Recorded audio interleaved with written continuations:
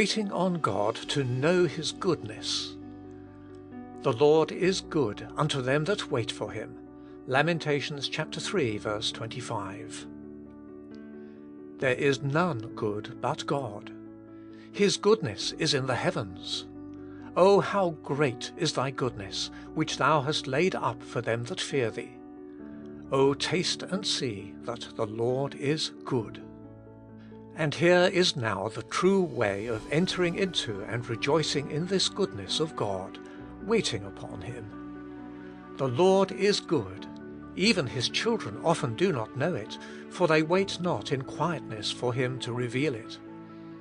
But to those who persevere in waiting, whose souls do wait, it will come true. One might think that it is just those who have to wait who might doubt it. But this is only when they do not wait, but grow impatient. The true waiting ones will all have to say, "The Lord is good to them that wait for Him." Wouldst thou fully know the goodness of God? Give thyself more than ever to a life of waiting on Him. At our first entrance into the school of waiting upon God, the heart is chiefly set upon the blessings which we wait for. God graciously uses our need and desire for help to educate us for something higher than we were thinking of. We were seeking gifts. He, the giver, longs to give Himself and to satisfy the soul with His goodness. It is just for this reason that He often withholds the gifts, and that the time of waiting is made so long. He is all the time seeking to win the heart of His child for Himself. He wishes that we should not only say, when He bestows the gift, "How good is God," but that long ere it comes, and even if it never comes, we should all the time be experiencing, "It is good that a man should quietly wait. The Lord is good to them that wait for Him."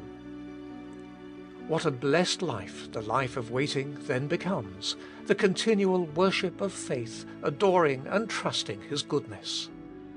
As the soul learns its secret, every act or exercise of waiting just becomes a quiet entering into the goodness of God, to let it do its blessed work and satisfy our every need.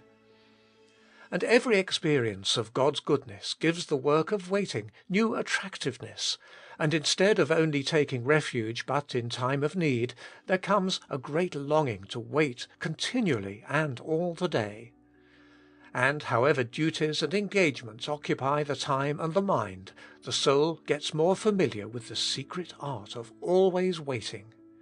Waiting becomes the habit and disposition, the very second nature and breath of the soul.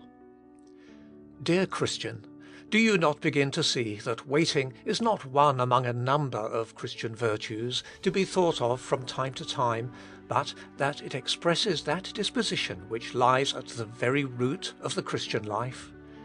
It gives a higher value and a new power to our prayer and worship, to our faith and surrender, because it links us in unalterable dependence to God Himself. And it gives us the unbroken enjoyment of the goodness of God. The Lord is good to them that wait for Him. Let me press upon you once again to take time and trouble to cultivate this so much needed element of the Christian life. We get too much of religion at second hand from the teaching of men. That teaching has great value if, even as the preaching of John the Baptist sent his disciples away from himself to the living Christ, it leads us to God Himself. What our religion needs is more of God. Many of us are too much occupied with our work. As with Martha, the very service we want to render the Master separates from Him. It is neither pleasing to Him nor profitable to ourselves. The more work, the more need of waiting upon God. The doing of God's will would then, instead of exhausting, be our meat and drink, nourishment and refreshment and strength.